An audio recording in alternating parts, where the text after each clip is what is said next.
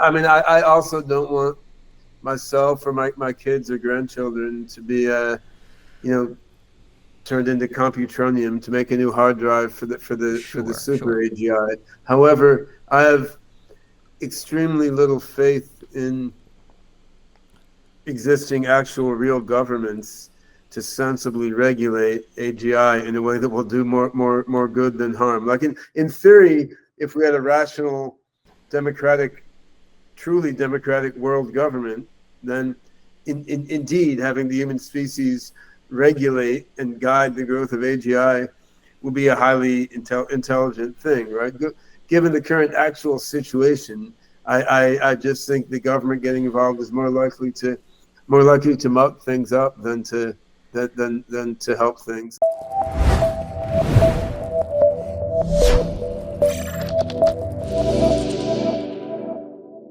This is Daniel Fagella. Welcome back to The Trajectory. We continue our focus of destinations, or future combinations of man and machine that we might want to move closer to. And our guest this week is someone who you really can't leave out of an artificial general intelligence conversation, and that is none other than Ben Goertzel. Ben has been involved in this space for literally decades, and my first interview with Ben was, I think, something like 11 years ago to this day. Hardly anyone I've read more of in terms of their social content, their personal blogs than Ben. And as the big LLM craze has sort of taken off, Ben certainly has some interesting perspectives about what will get us to, or maybe keep us from, beneficial artificial general intelligence futures. We disagree on a great many things, AI safety being very high among them. In addition to sort of the incentives of men and the acquisition of power. I'll talk about that in the outro of this episode. Very key to the trajectory to talk very squarely about incentives, and you'll hear me do that in this episode. But respect Ben's perspectives regardless. It's great to be able to get some of his vantage point as to where we might be headed and what we might do to make the future better, at least unto his perspective. So without further ado, let's go ahead and dive into the episode. This is Ben Goertzel with us on The Trajectory.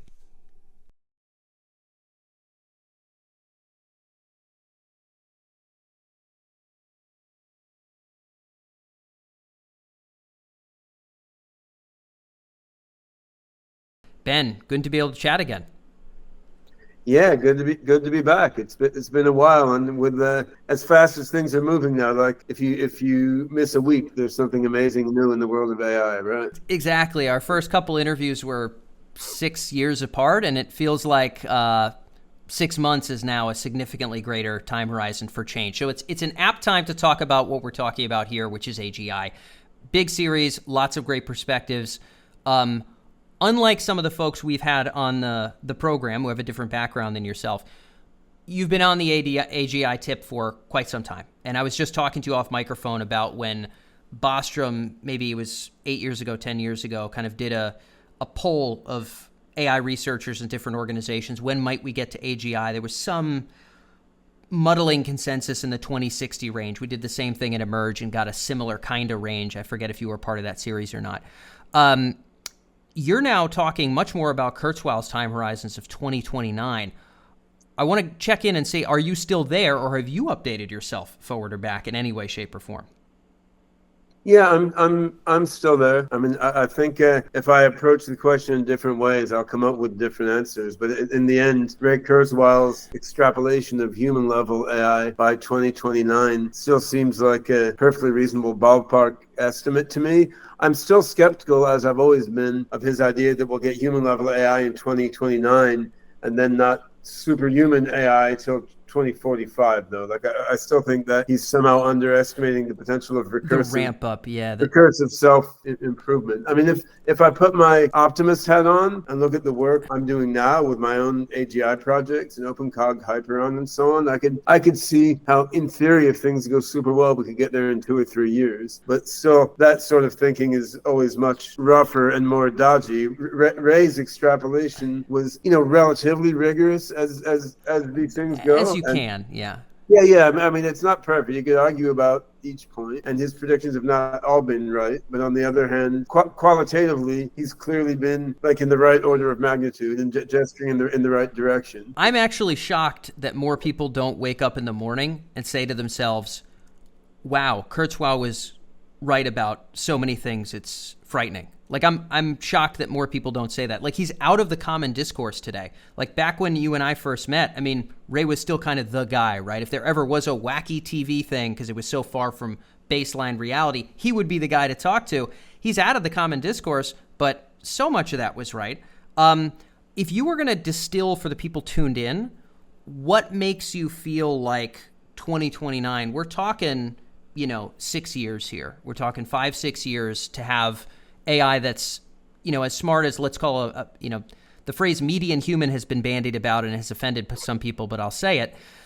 And then for you, there's going to be a FOOM after that. But just to get to that 2029, what's your tightest distillation of, hey, here's why this is completely viable? I think there's a number of different lines of evidence rather than only one thing you could point to. Sure, go for it. The first thing is Ray Kurzweil's extrapolation and many other extrapolations along the same lines, where you can take many different indications of increasing intelligence, not just speed of processor, but how advanced are the math theorems an AI can do, how well can it recognize human emotion, how well can it do translation, how well can an AI drive a vehicle. All these things, they're progressing erratically, but on the other hand, they're all progressing exponentially. And if you just plot all these curves, you come up with something around that time point. Okay. You could fudge on the details. You could say, well, maybe it's 2026, maybe it's 2035 or something, but it's not like 2200 and it's not tomorrow, right? So that's an important line of evidence because it's somewhat rigorous, and you can try to make it more and more rigorous. But I think that's quite a reasonable, rational thing to look at. Now, if you look specifically at what AI systems can do right now, I mean, I think that's another important line of evidence. I don't think that ChatGPT or Llama 2 or any of these current large language models are general intelligences in the sense that humans are. Sure. And I don't think that just tinkering with those is likely going to be a successful path to human level artificial general intelligence, although they may be part of the picture. But still, just like as a human being interacting with these things, like there's something there that was not there before, right? Like there has been a qualitative leap. There's been a qualitative leap toward AGI, even if it's not there, right? And I think dismissing that is a mistake, even if you see that it's not the only path. I'm really glad you're saying that, because I know that you got your own dog in the fight, right? I mean, you're building AGI yourself. There's a lot of big players in this space, and at the end of the day, like there's players who are racing forward with technologies that maybe you didn't invent, but maybe have had some ideas or kind of correlated ideas about. Has there been anything, I saw something the other day, just the ability very recently, and of course now, Ben, things are moving incredibly quickly, just this notion of sort of AI to be able to take a screenshot of, or take a picture of a napkin that has some kind of a drawing of how a website would work and converting that into CSS, or taking a photo of some kind of a... To be honest, that stuff doesn't give me that same weird. I mean, the interpretation of jokes, like a Foursquare with like some actual irony in there, and then that stuff. Jeez. So there's a lot of amazing things that large language models can do. I think for me personally, my original background is mathematics, so I tried some experiments both with Llama 2 and with GPT-4. I tried some experiments where I took some new mathematical ideas, which I'd cooked up with my friend Greg Meredith. So I knew these are not in the training data. Like, these is new weird math that Greg and I made up, right? And so I just tried to get these large language models to take the new math we made up and take some next steps, right? And then ask it to justify those steps. And it's quite impressive how well it can do it. Like, it's not always right, and sometimes its judgment is demented and foolish, but then you can tell it that it will usually correct it. So it clearly has the facility to play around with category theory as applied to various advanced data structures, as applied to different sorts of AI algorithms.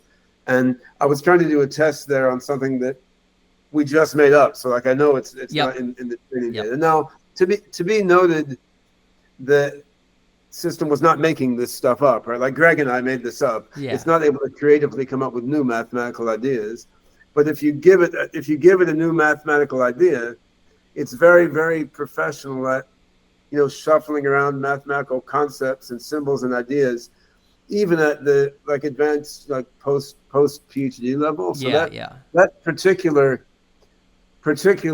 experiment was interesting for you. That I wouldn't say it blew my mind, but that made me think wow, if I had built this, I'd be pretty damn happy. Proud of myself. AGI or not. I would say that's not the first thing in my career that has seemed amazing. I think, computer algebra seemed amazing to me. Like when you could first take Mathematica or Maple, when you could first take a system that would just solve a differential equation or simplify an arbitrarily big algebra expression. That was mind-blowing in a way. And then Deep Blue, beating Kasparov in chess. It's a big deal. Yeah. That seemed like he had to be a genius to play chess so well, but nope, just crunch. And in robotics, both things like Big Dog, Little Dog, like these Boston Dynamics robots that can romp all over, and then seeing Sophia Robot help people meditate and reach some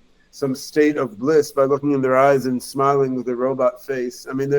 There's been things that have turned on light bulbs. There's been various other things that have made me say whoa, this may not be AGI yet, but it's real, right? But the large language models definitely have had that impact. And then I think the third thing that gives me personally confidence we're close Got it. to AGI is just my own research, right? We haven't gotten results as shiny as what large language models have, but I can see just so many research ideas and prototypes and algorithms I've been working on for years, and my colleagues have been working on for years.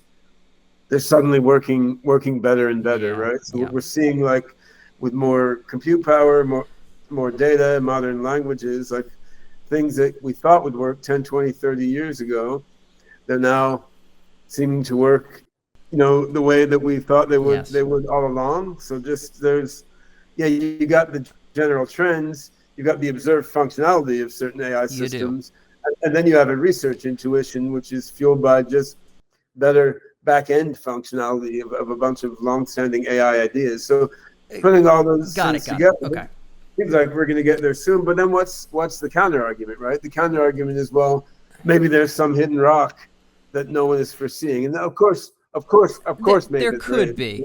There could be, yeah. And not the main focus of the interview, but I think just hearing that the three prongs is sort of where the majority of your confidence comes from, helpful to tee us up. I think there's going to be people listening in that don't agree and others who do, but I think there's a lot more who are going to agree than who might have 4 or 5 years ago. It seems like ChatGPT blew everyone's minds. Absolutely. And rightfully so. Again, you have a dog in the fight. You can't be oohing and on about it quite as much. I get it. I get where you're sitting. But yes, it definitely splashed it onto the radar for many, many people. Sure. Given the fact that this stuff is now on the radar, this is where I wanted to take us here. The public now has thoughts around artificial intelligence and what this might imply for them. There's even more kind of common parlance discourse about AGI. We're looking at, there's an OECD group that I'm a part of with Bengio that's overtly have at least a pinch of focus on strong AI or AI personhood. The UN is talking about consequential, catastrophic risk from AI. These are things that I thought were going to be 2030, 2040 things 5 years ago. No lie. When you look at where society is today, I shared with you kind of that intelligence trajectory brief matrix for a second. I kind of know where you sit, but let's just talk about kind of a roll-up of the average person in, let's just use America, if you're okay with that. We just go out on the street to Kentucky, Massachusetts, whatever, we ask people. You're talking to a lot of the deep tech folks, as am I, but your sentiment around where people are, where do you think they are roughly on that quadrant from sort of, total humans only to Ascension and then kind of that gradient of freedom to control? I don't know that I'm a particular expert on what random people think. Yeah, you speak at more conferences than I, pal. So that's true, but that's a particular selected portion of the human population, right? Sure. Who even comes to these conferences. No, that's without a doubt. I mean, it seems like qualitatively. We could even just talk about your average nerd, the people that, Well, that you hang out with. I look at it a little differently. Sure.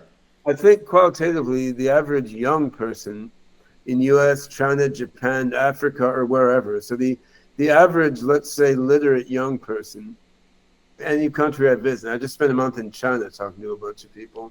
Seems like the average literate young person now basically assumes that AI, as smart as humans or smarter than humans, is coming pretty soon, and that's going to lead us in like wild, unimaginable directions, one way or another. Like Yeah. this perspective is almost common sense among pretty much everyone I meet everywhere, like under 30, 35 years old. Okay. And that I think they're just looking at what's happening during their lives and looking around them. I'd say in Asia, you have the default assumption that this will all be for the good of humanity, and it's all this. Do you really? That's a default. You would In say the across US, Asia. Across in the Asia. U.S., it seems the default assumption is maybe the Terminator, but that I think is a particularly American fixation for some reason. Well, yeah, I know we have differing perspectives a little bit on AI friendliness, but I was unaware of this general consensus in Asia. Asia, they seem that they love robots. They Well, that's assume a the robots. Japanese thing. They got the Shinto deal. I mean, But everybody. China has so many humanoid robots now. So in China this year, there's probably been around 70 large language models trained by different Chinese institutions, like 50 plus AI conferences with AGI as a significant theme just this year, right? So China is full on into this, and the gestalt or vibe there is that it can be guided in a positive beneficial direction. way. And then gestalt here is a little different, right? So it's not that they think it'll be entirely good and nothing bad could ever happen. Yeah. There's a sort of overriding idea that nature comes and goes in waves, and things will correct themselves, and that they don't see AGI as like outside the big picture of universe evolution somehow. In that regard, I would concur with them astronomically.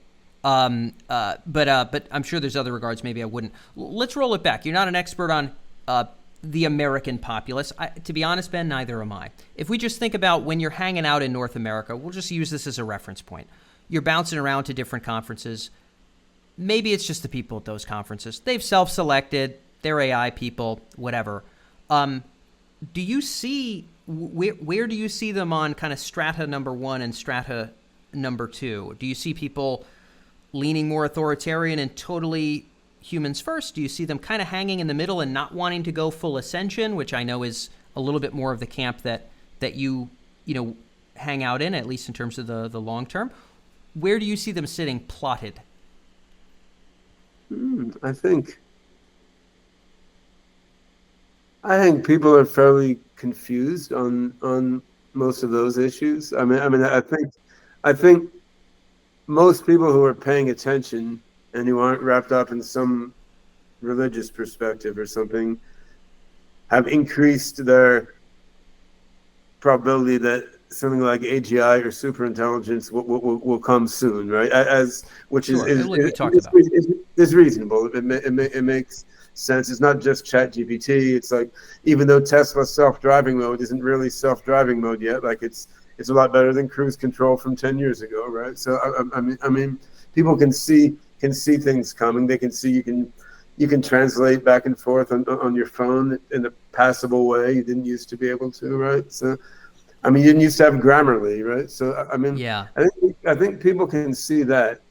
As to whether government or regulation can really guide the advance, sure, I think people are a bit confused, and as to whether it's best to move ahead rapidly or to slow down, out of safety. I think everyone knows there should be a balance, but no one has a clear picture of how the balance. It's hard not to be confused, I think. Right? No, it's confusing. Yeah. I think as far as how fast to personally ascend and plunge into the future, like whether to fuse your brain with the matrix or something. Again, I think people will defer that until the time comes, just like they'll defer whether to get a folding phone until a couple more iterations. Exactly. But I mean that's the general vibe that I get. Like most people are not so ideological about it. They're not like coming down really sure, hard and on what I don't think everybody should. I'm certainly not even asking you to.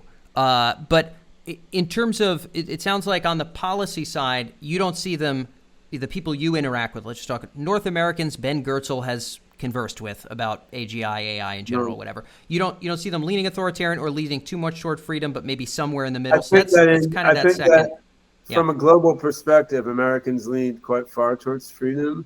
Yeah. I think Chinese or Western Europeans are far more likely to be in favor of what I would consider heavy-handed government regulation. Absolutely. Yeah. Americans are sort of wavering about it, but that means that from a global perspective, we're quite far away from what we regulate. Now, if you talk to Africans, we have an AI office in Ethiopia where I spent them. The Africans have a far greater mistrust of government than Americans. For decent reasons, yeah. Yeah. I mean, all the governments are of course horribly corrupt. Cannibalism. Sure. They're just like, life is very difficult. Let's take a gamble on building super AI. We certainly trust that gamble more than we trust any of the corrupt governments around the world. May or may not be the best place to come from, but it's certainly a valuable perspective and makes sense given where they are. But I guess to your point, yes, Americans are leaning less towards authoritarianism than let's say the rest of the world. Yeah, I mean, so far we failed to re-elect Trump so far, also, right? So I mean, we sort of we'll see. We sort of move a little bit toward authoritarianism. Yeah. Oh man. Well, luckily I don't run a politics podcast, but by golly, that's going to be its own wacky stuff. When we talk about the second strata, not the political control, where it sounds like for you, America's a little farther down than most, but not totally into freedom land. We're kind of in the middle-ish, confused, as you said.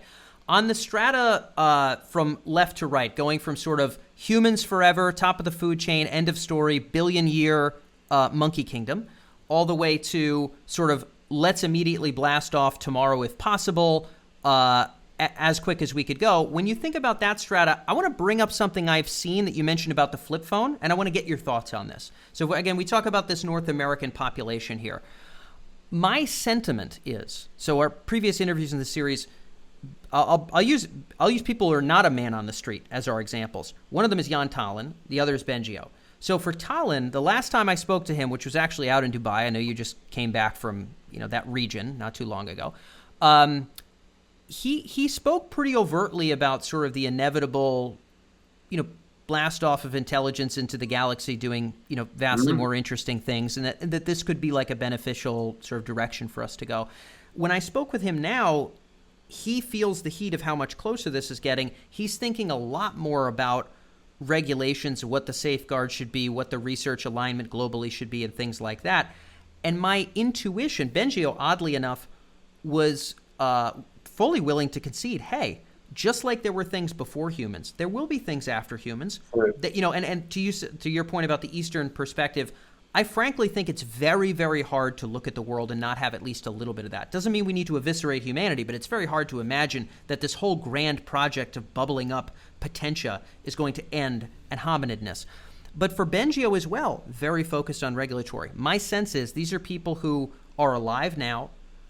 Some of them have children, and maybe they're thinking, geez, can I wait until I get this flip phone? Like, I know this is exciting. Maybe it's even where things are going to go. I've got, as you know, 5 children. Plenty. Yeah, you got plenty. One of which I'm friends with on Facebook. So.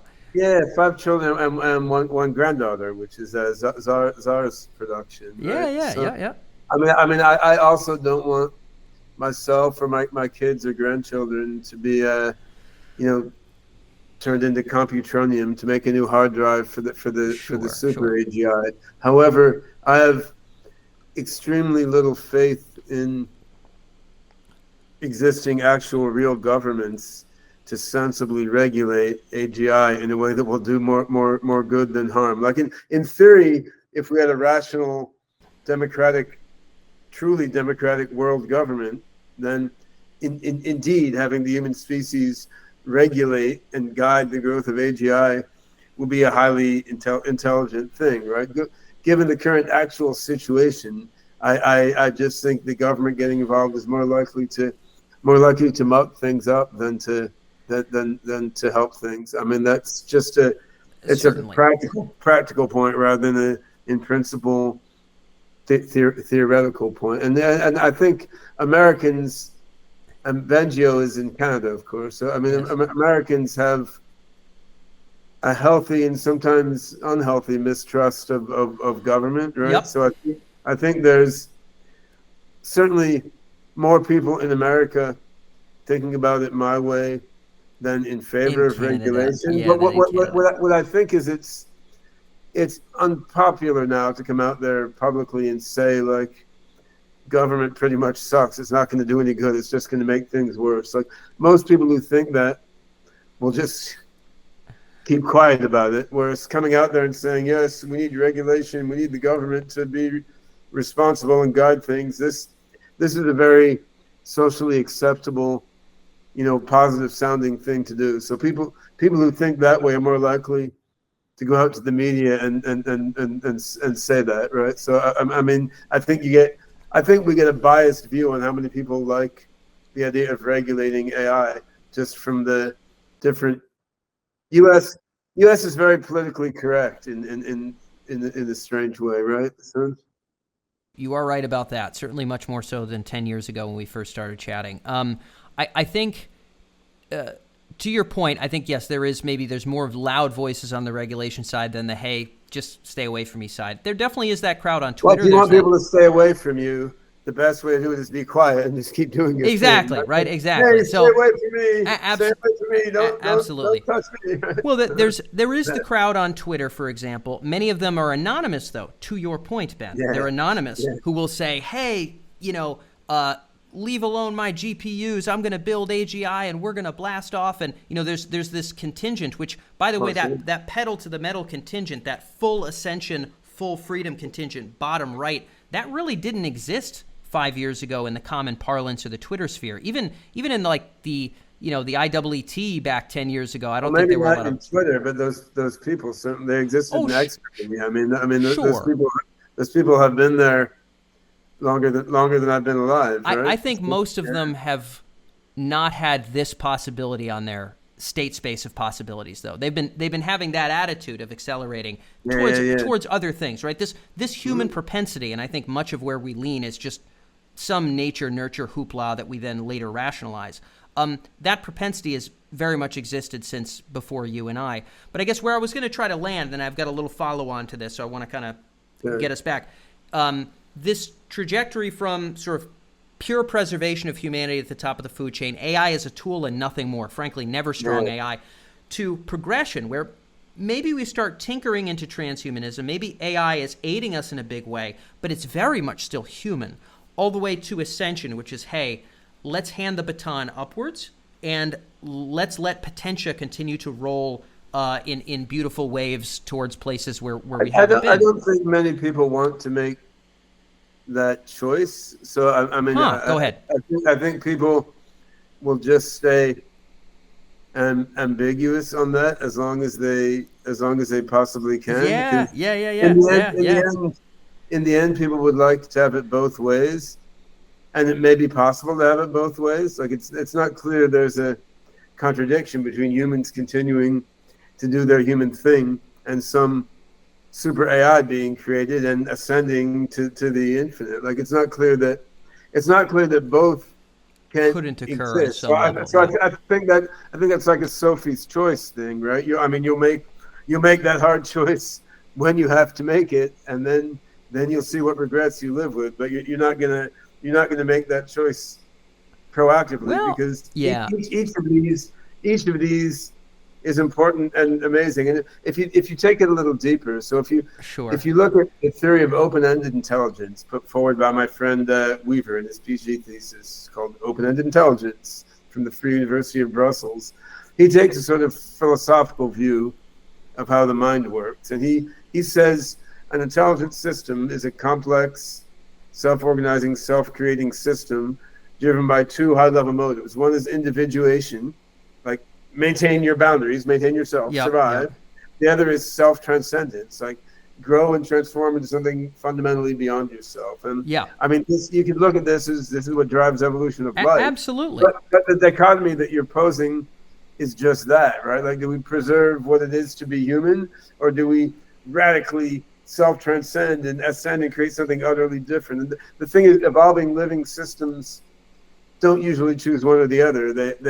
It's a dialectic, right? And they kind of get some of one, some of the other, and from that intersection, maybe something unprecedented comes out. So this is Hegelian dialectic. Right? Yeah. Well, if you probably baked into the Chinese view of things at some level. There's probably some Taoist corollary, I'm sure. Absolutely. But if we're talking philosophers, your open-ended intelligence fella, I mean, Spinoza's conatus and Spinoza's potential are pretty well checking that box already, my dude. In my opinion. And I think absolutely right. That seed of life, I think, has both of those things. To your point, and I completely agree with you. I'll just make a distinction here.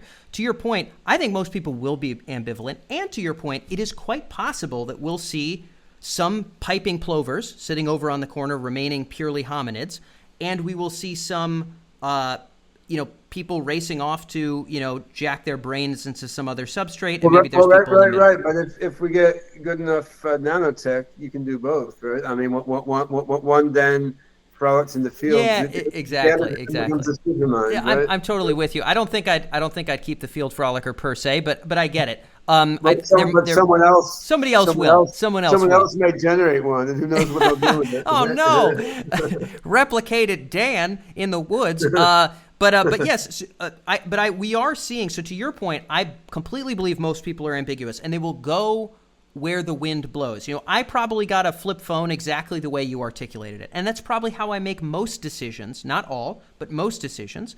There are some people quite firmly, Ben, as you know, in the hardcore preservation camp, the bioconservatives, as our James Hughes pal might say, and then there's other folks who are very squarely in the blast off tomorrow camp, some of which even to kind of a bit of a cartoonish level of like, AI could never be a risk to anybody. Let's just completely pedal to the metal. The first thing that could blast off to AGI, let's absolutely do it. There's sort of, those camps do exist, but I guess what you're saying is, hey, most people are ambivalent. Here's what I'll kind of pin down, because I have one question to follow it. If you were to guess, the people who were maybe somewhat deliberate, who you've talked to at your various conferences, they're going to skew nerdy. Do you think they'd hang out in that middle slice of progression, or do you think most of them are still in? I don't think they're in Ascension. Your average person, I don't, unless you do. But do you see them in progression, or do you see them maybe on the edge of preservation, but not quite crossing that line? In terms of being open to it. I think a lot of teenagers are in Ascension in your dichotomy. Okay, great. Wow. I think the interesting. The older people get, the more they get to it.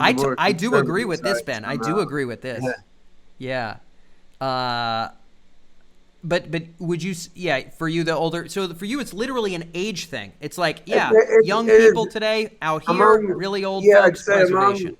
Among reasonably well-educated people who aren't religious or otherwise ideological, like people in the same sort of culture and mental world as we are. I think it's more an age thing than anything else. That is an awesome take. I love this take. It can be empirically evaluated, though. Yeah. I'm sure we could sample it, but I love this take. It's like, because I would expect maybe you'd kind of have like, some people, but you're just articulating it as almost being that simple, and I think that's great. Here's the follow-on question. So most people kind of confused about regulation. Maybe they're floating closer to freedom in America than others, but we're kind of somewhere in the middle. The progression to Ascension thing sort of just varies by age. Is there a direction you feel us getting pulled in North America? In other words, do you see us getting pulled to the top right, towards maybe somebody controlling and sort of government really closing in quite well right now? There are a lot of forces there. Do you see things moving maybe more in the decentralized world, which obviously that's the game that you're in, and that's your belief, is more of kind of that laissez-faire governance towards Ascension. What direction do you feel like the strings are tugging us in right now? If you and I just disappeared tomorrow, where would you, as a betting man, guess that the world would drift? Well, you started with America, then you ended up with the world, and all right. Let's do America. Let's do America, brother. Let me keep it bounded.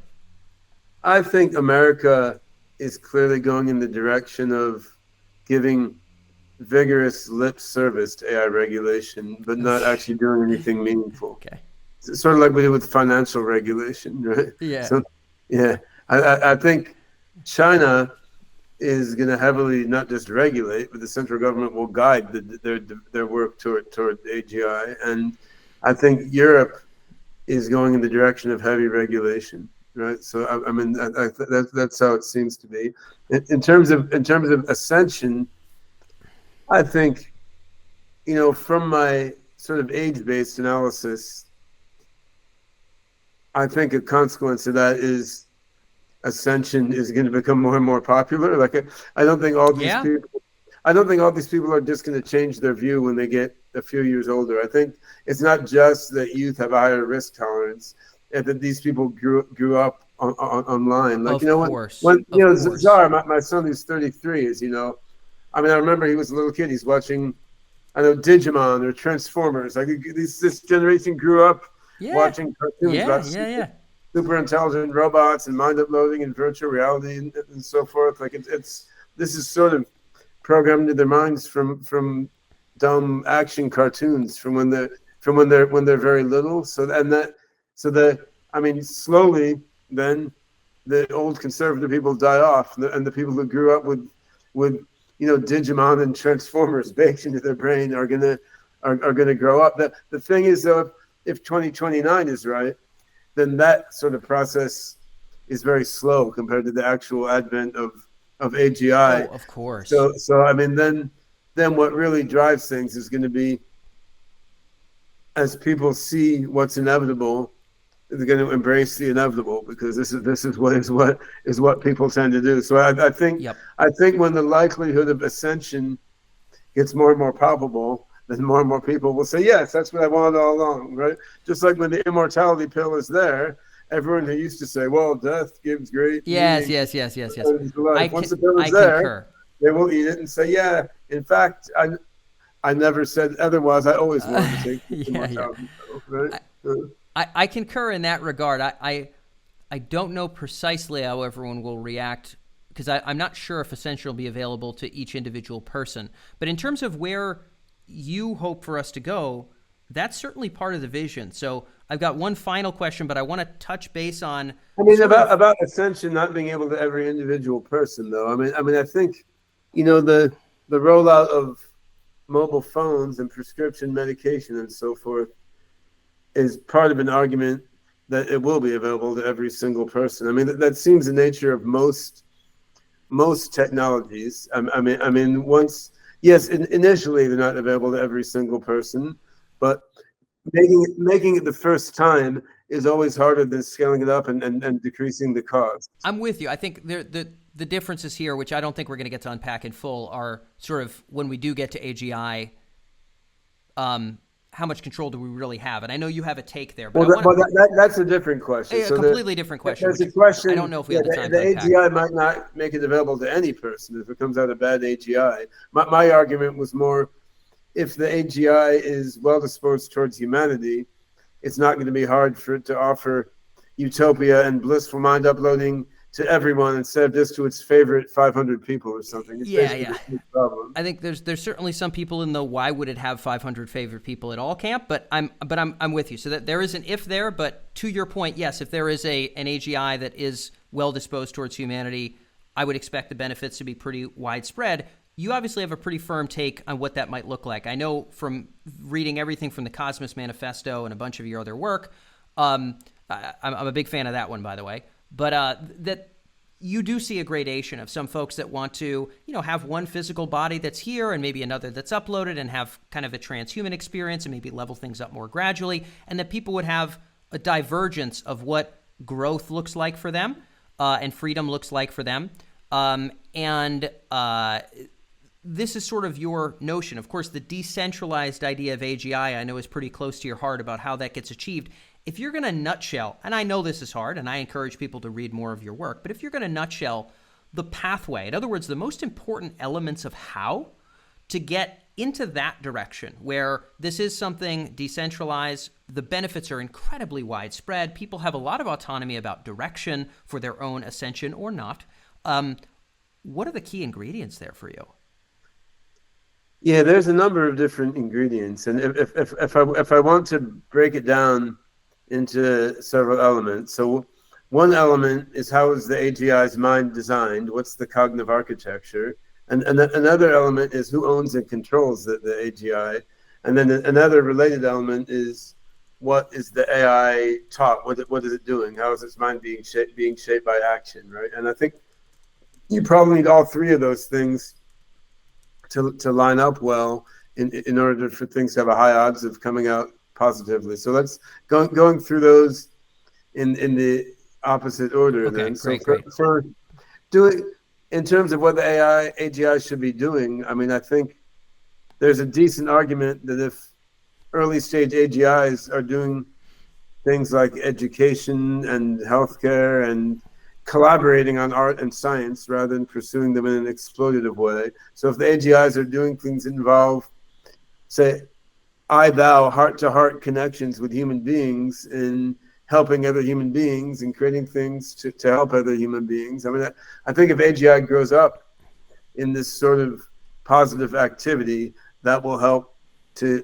shape its mind. And that I understand that's not an ironclad absolute certainty. Of course, even a human being can be brought up in the most wonderfully beneficial setting and apprentice in the most loving tasks, and they could turn out being an evil psychopath. But it seems like the odds are better in that way for a variety of reasons. So, in terms of the ownership and control, I mean, I feel that if a narrow group with its own special interests is in control of an early stage AGI, it will be very hard for that AGI in the sort of just around almost human level stage, right? It'll be very hard for that AGI not to go the direction of pushing for the good of that small group of humans to the detriment of other groups of humans, because that's what human organizations tend to do. I mean, countries want to make themselves the top country and squash down in some way the other countries. Companies want to make more money than other companies and so forth. And these organizations have come together sort of around that principle of like we're going to be better. We're going to be better than you, right? So again, it doesn't have to be that way. I mean, you had Gorbachev, right, who chose to downsize the Soviet Union. So it's not a guarantee, but certainly it's the way things seem to go. And so if we look at, U.S. government, I lived in D.C. for 9 years. I worked with various U.S. government agencies. On the whole, most people there are really trying to do good. But when I was working with folks involved with the U.S. military and they were, blowing up people in Iraq willy-nilly, so what? Yeah, these people believe this was for the good of freedom and democracy. They're still blowing up all these innocent people, right? So, I mean, and you look in Google, I want to pick on any particular company. Yeah. Look at that in particular. Like most engineers there are good-hearted people who want to make great products that will serve the world with great tech. But I saw like a Wired article yesterday explicating what many people knew all along, which is like when you type a search query into Google, behind the scenes they have code that rewrites that search query into a different form that will then make it more likely to make certain ads pop up. So if you type in "I want a vest," they'll automatically translate your query to like "I want a vest from Land's End" or something, and then they'll get. So they're actually rewriting your query into a similar query that will maximize their ad revenue in the responses, right? So on this, I don't think Google's an especially evil company. No, I think incentives rule the world, and I think that Yeah, no matter yeah, how yeah. you Well, want to, well, no that's matter how right. you want to centralize or you're always going No, to have some of that, right? The Kinetis is real. everyone knew Baidu Yeah. did that, right? Everyone didn't know Google did that, right? So, I mean, what's the alternative? Well, Here we Linux go. and the internet themselves constitute some sort of alternative, right? Like Linux is open source, not owned and controlled by anyone. As a consequence, like China and Iran now run on Linux, even though the U.S. government doesn't like them. Majority of embedded devices run on Linux. The internet runs on Linux, and Android phones run on Linux, and Huawei's phones use the open source portion of Android, even though they're forbidden from using the end user layers like Google Maps and stuff, right? So, and the internet itself manifests the same sort of principle, right? No one owns or controls it. It's a protocol. So I think the spirit of the internet and of Linux itself are that's a different way than countries or corporations. So in SingularityNet, which we've talked about before, and in some allied projects like Hypercycle and NuNet, we're trying to make a software infrastructure that allows like live running learning AI systems scattered across the globe to operate in a manner with no central owner or controller, right? And so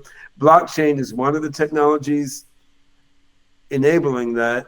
That becomes a confused, complicated topic because of the economics of blockchain with cryptocurrency and all that. But even if there had been no Bitcoin and no decentralized blockchain-based money, like the core of blockchain technology would still be very useful for creating a decentralized network of AI servers with no central owner or controller, right? And so then there's the first of my 3 points, which was how you actually architect the system, right? And then there's something to say about that. Right? Yeah, and I'm sure that that's a vastly deeper conversation than in terms of math and technical. It is deeper, but it ties in with the politics in an interesting way because lay it out there. If you think that the audience will digest it, because I think so. What we have now, I think, we have a situation where the actual mind architectures being pursued are shaped by the business models of the large corporations creating the AI. So we have AIs right now, these large language models as an example, or deep neural nets for vision. We have AIs that have the property that they need incredible amounts of data to do anything, and they work by seeking reinforcement of a simply quantified reward. So these are like reward-seeking, data-intensive systems. Now, it so happens this is the kind of AI that exactly fits the business model of big tech companies, right? Because these big tech companies have more data than anyone else. So of course, they would like to see the AI field go in a direction where you can't do anything with that amount of data. These big tech companies, I mean, they operate by very precisely defined metrics, like who clicks on how many ads. Not all businesses do, but these do. Some do, yeah. So these guys would very much like to have an AI system that works according to a precisely defined reward and needs a lot of data. Because if you had an AI that didn't work according to precisely defined rewards, or maybe according to a complex mix of motivations, and that didn't need that much data, then these big tech companies would have far less moat around the technology, right? Because then anyone can put it together. So I think the economics, the business models of big tech companies actually are biasing which cognitive architectures get built in a way that is not very good. I think that's been a point that you've touched on many times over the years. And again, you got a dog in the fight, but I think that it's completely plausible. I think the good news, maybe from your perspective, is that the open source world is running pretty quickly, right? Llama and some of these other folks really being able to pick this stuff apart. And I think that most of the world, maybe even some folks who work within big tech, would love to get better results with less data, frankly. So there are some pressures hopefully countering that. But to your point, there might be certain strategies that lend themselves more to the folks that currently have. I'm not sure that what you said is true, because if you could get equally good results with less data, then I mean, what competitive advantage do these companies have with all this data? They have much less competitive advantage. I mean, the fact that it's so expensive to train these models is a big advantage for companies with huge amounts of money also, right? So there's certainly a big competitive advantage that they get from the way things are now. I mean, granted, there's both sides of it, right? So from their point of view, there's some advantages to it being data and resource hungry and some disadvantages. Yeah. But from the point of view of everyone else, there's only disadvantages. I would expect that at the top, the Canadis would have to win out, just as the Canadis has to win out for everybody, in my personal opinion. And that would imply that, yeah, at the top, the decisions should be made to sustain sort of profitability, et cetera. But I would be shocked to my very bones if there was not some research group within Google, Facebook, or Microsoft ardently and consistently hurling PhDs at how to do this. If you know how it works inside these big tech companies, they will foster a lot of different research, very diverse. But where the rubber hits the road, where you get your $10 million bonus. Sure. No, that doesn't surprise me. It's when the code moves to deployment, right? And that's a business decision. Of course. I totally get it, Ben. I'm not going to deny that. Again, I believe the Canadis runs the world and runs me and it runs you. It doesn't run me. No. Only blissful and virtuous incentives drive Ben Goertzel. So, with that said, you saintly fellow, you, in terms of what would happen for the world to choose that more open-ended, decentralized path, which again would certainly I think so. That the strategy I'm attempting to follow within my little corner of the AI universe is extremely simple. I mean, I think if we can roll out something that's palpably the smartest and most useful AI system in the world, and it happens to be running on a decentralized democratic infrastructure, then bingo, right? Like people aren't going to use it because it's more ethical. They're going to use it because it works better. Okay. But they're not gonna not use it because it has a decentralized democratic infrastructure. Yes, right? definitely not. So literally, now there's probably some color on this, but I want to nutshell this because I know we're coming up in about 7 minutes. The idea here is that for you, in order for the world to maybe drift to the place where we have choice around Ascension, to the point where individuals have freedom for kind of maybe where their own intelligence trajectory goes, to this decentralized place, which is sort of your position, the most important thing is, hey, that camp has to create that kind of ubiquitous AI, whether it's the great personal assistant or whatever. What is that killer app? I mean, what's the killer app you got to come out with? Well, I don't know that that's the right way to think about it. I mean, how should we think about it? It's probably more a killer API, right? Okay. I mean, because even if you look at ChatGPT, I mean, it's fun to interact with, but the biggest influence is going to be integration of that API on the back end of so many other software systems. And it's not just that it's going to be cool to chat with, but there's a bit of nuance here that is probably worth understanding. And going back to your metaphor of having a dog in the fight. I mean, I do have a specific AI approach I'm pursuing.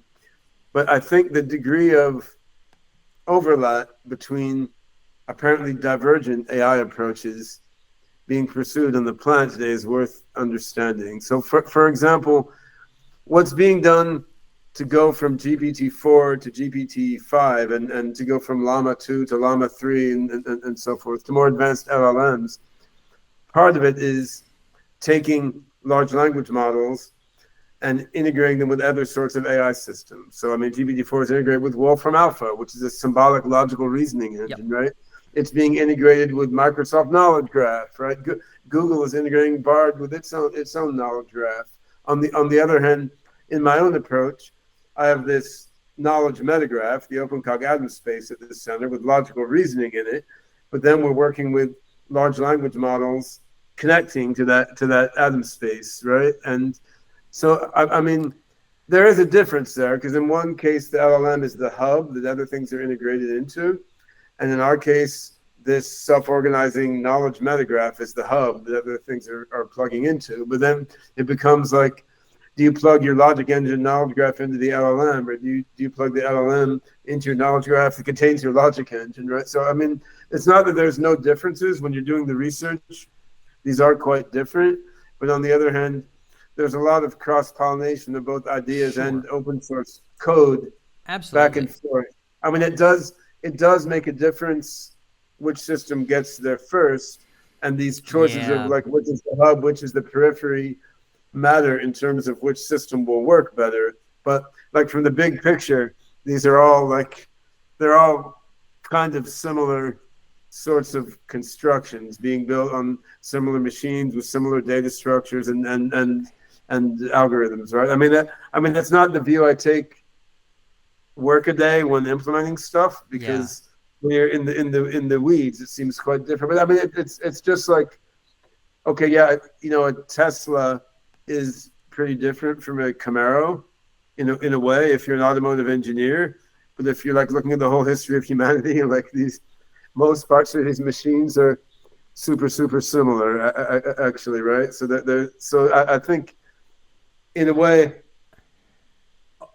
the dog in a fight is not quite the right metaphor, because these dogs are overlapping with each other in a weird way, and there's humans bouncing back and forth between the different dogs' brains, helping go. So it's a quite complex ecosystem, but nevertheless, though, I think so. Some important differences here are Sure. I think that if you place the reasoning engine at the center instead of the LLM at the center, I think you have a much better chance of the system having coherent and consistent ethics over time, because a reasoning engine is reflective. It understands what it's doing in a way that an LLM doesn't. Sure. So that's one reason I think having the reflective abstract system at the center is better than having it at the periphery and the sort of data mining engine at the center. And I also think having a complex mix of motivations, I think that's better than having a system that's obsessed with maximizing a single metric. Sure, and you could argue that either way. If you love that single metric, you may like that better. But having a complex mix of motivations is more like the open-ended intelligences that people are. So I mean, these differences are meaningful, but you know, you could also try to train an LLM with a mix of different motivations. Like there's a lot of ways to permute these things. The dog's brains are getting swapped all the time, to use your analogy, I guess, right? But I do think that there's going to be a lot of jousting as we get closer to the big game of kind of the people who are looking to be that AI infrastructure for the world. Yeah, so I have two questions for you. I'm curious. Oh, great! If you got the time for it, Ben, pepper me. I've got a couple of minutes. So one question would be: so suppose we managed to roll out something much smarter than GPT-5 on a decentralized infrastructure running on like 500 crypto mining farms in all different countries, all around the world. Like the sound of it. And this is much smarter than what centralized yes. big tech companies are coming up with. Like, how does the world react to that? How do the world governments react to that? Great question. The follow-up question is, as this super AGI starts to reduce the need for human labor considerably, what happens in the economy of, say, Africa or Central Asia, where there's no money for universal basic income? Because these two questions are not being considered much in the debate over like how, you know, gender biased or language models. Yeah, that's most of where the conversation is, right? Left-right politics is where America takes most of the AI ethics questions. So I'll try to address the first one, Ben, and just bandy it about with you. The second one, I'm less of an economic expert. For the first one, man, how would governments respond to that? I think that would be wild. I mean, my suspicion is that, you know, you'd be bandying about or at least be able to do all the elbow rubbing that Altman has recently done with the world tour there. I don't know if that's your game or not. I'm sure you would say it isn't, and maybe it's not. I don't know exactly. But I think that a lot of people would want to know who the hell is running this and what is it capable of, and what if we want to shut it down. I expect that there would be a contingent of really excited people who are going to do crazy things with it. What if we want to shut it down will be very different, though. It becomes more like, what if we wanted to shut Bitcoin down? Yeah, exactly. So I do think that reaction would happen pretty immediately, right? If we had something that was so intelligent that it could replicate you pretty well for this podcast. Maybe like Ben with the right amount of coffee and in the best mood to crack jokes, right? I could just simulate that version of Ben. Not that I want that version of Ben. I like talking to you. Don't get me wrong. But let's just say hypothetically I could snap my fingers and record that episode. That would be mind-blowing for me. That my mind would be blown. And I think many people experiencing that level of amazing capability would immediately be asking the question, who runs this? Where is it going? I've long suspected that the only two questions eventually that will dominate politics is sort of how powerful is the posthuman intelligence and who is wielding it. I've long suspected that those will be kind of the final questions. And I think that those two final questions would slam onto the national and international stage if that kind of a thing would happen. And it would. That's definitely true. Yeah. And yet, I mean, governments haven't even managed to shut down botnets that are running credit card processing in Azerbaijan or something, right? Like we have a very poor capability. We haven't managed to round up all the rogue nuclear material floating around. We haven't. No, we haven't. Republics, right? So no, we haven't. What the governments may want to shut it down, but we're not. The world has no rational world government, right? Like we're not really able to act on that. No. On that level. So I think that's what makes this sort of scenario interesting. We're not a globo in your buddy Hugo de Garis's terminology, right? We haven't gotten to that point. Although I do think that there is a chance, Ben, that this AGI question tries to forge us in the direction of a globo in terms of alignment, but I don't think it's going to work out with China and Russia. Yeah, but okay, but then it's not global. Then it's sure, exactly. What I mean is, I feel like the magnet, but I genuinely do believe that some magnetism will increase for like, where are we taking this stuff? But with authoritarian regimes, I don't foresee that panning out. No, but that's also the sort of thing that could nudge the U.S. into an authoritarian regime too, right? Because people are very xenophobic, and if they see, all the nasty Africans are going to flood in across the borders, and they'll just elect Trump or something like that, right? So I mean, it's quite complicated. But I think in any case, in my view, the way global comes about is by the AGI's action rather than by humans waking up and coming to their senses. Huh? Perfectly viable question, and I guess I want to nutshell this, knowing where we are on time. It sounds like your big crescendo here. When I had asked, "Hey, what's going to get us in that direction of the world not shifting towards a small organization that runs this whole thing, but towards maybe that more decentralized vision?" And we haven't talked about AGI risk, and that's not today's interview. But let's just say that was going to be where the good stuff is at.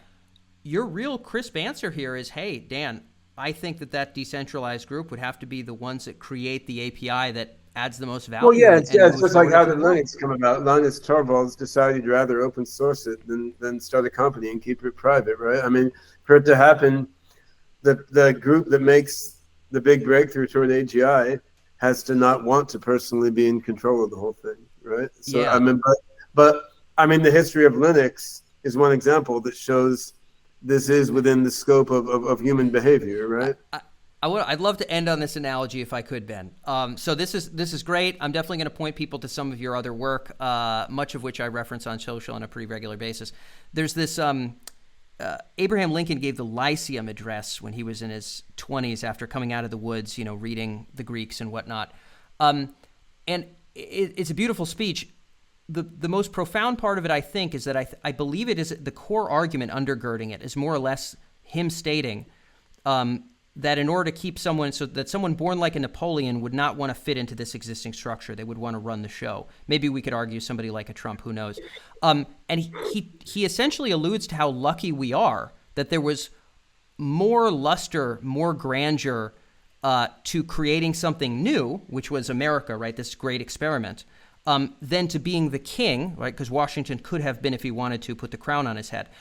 We're lucky that even just raw incentive-wise, it would have been kind of cooler and more unique for him to do this different thing as opposed to simply wearing the crown. And it sounds like maybe there's going to be some. I think it's hard for you to accept, but Go some ahead. of us are really driven more by trying to sort of flow along with what's best for the universe and sentient beings as a whole. Not that I'm immune to incentives, of course Sure, not. sure. But I don't think it is not my primary driver. So Yeah, yeah. Well, I mean, maybe Lincoln would disagree with you, but maybe you're smarter than Lincoln, and that wouldn't surprise me at all, Ben, because you got to be one of the smarter people I know. And no matter what you're, it's go a ahead. very different time as Sure, well. But it yeah, is. It is. No doubt about it. but we can resurrect his digital twin and have the debate, which Let's will be do, good when you fun. come out with the API, let's do that. Regardless of perspectives, Ben, and any differences, always appreciate your ideas. Follow your work.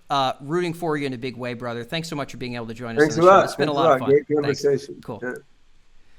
So that's all for this episode of The Trajectory. A big thank you to Ben for being able to be here with me and to share his ideas with you today. And thank you to all of you for tuning in to this particular episode today, our third episode of the Trajectory series. I've had a lot of fun with these.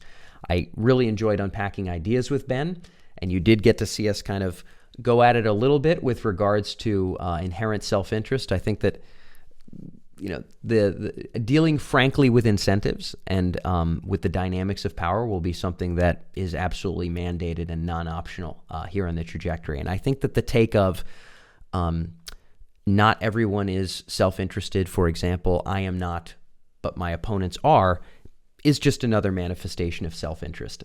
And again, I have unlimited respect for Ben. I'm if anyone's going to build the AGI, I have all the hope in the world that it's him. And I have nothing but good things to say about all of his ideas. But you'll continue to see that line towed here in the Trajectory for the long term, because we are going to deal with incentives squarely. It just is what it is. It's what we're here to do. But regardless, I was glad to have Ben's ingredients in the mix for this particular series. In the next interview in this series, we'll be speaking with a AGI researcher currently with DeepMind, who had raised tens of millions for his own AGI company, had previously worked at another AGI company before that, and is also a pretty darn funny cartoonist in the domain of AI risk. You'll have to guess who that is, but I look forward to having you with us here in the next episode of The Trajectory.